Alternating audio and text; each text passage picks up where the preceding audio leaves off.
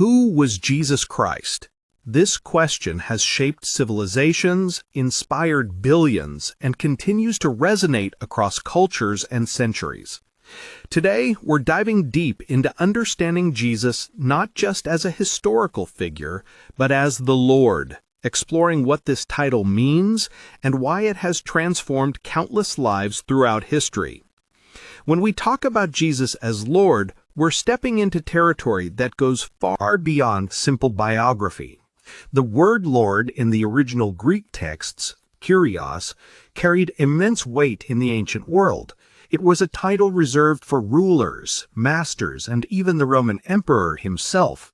But when early Christians applied this term to Jesus, they were making a revolutionary statement that would change everything.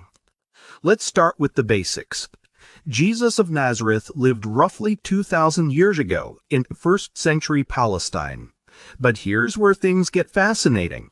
The historical evidence for his existence is actually quite robust, even from non-Christian sources.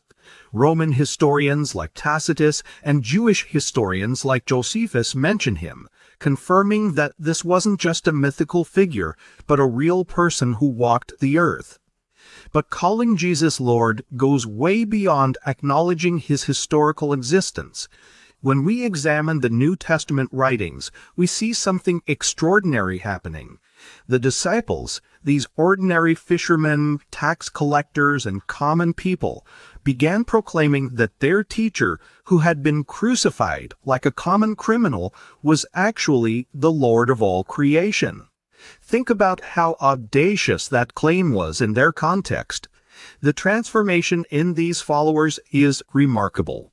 Before Jesus' crucifixion, they were scattered, afraid, hiding behind locked doors. Peter, who would later boldly preach to thousands, had denied even knowing Jesus 3 times.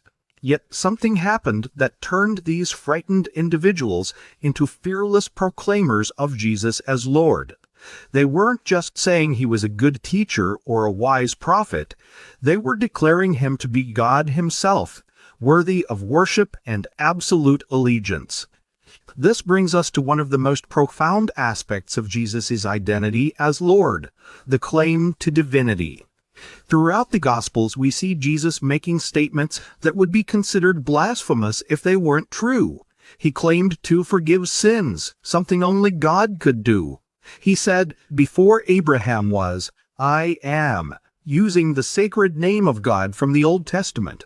He accepted worship from his followers, something a devout Jew would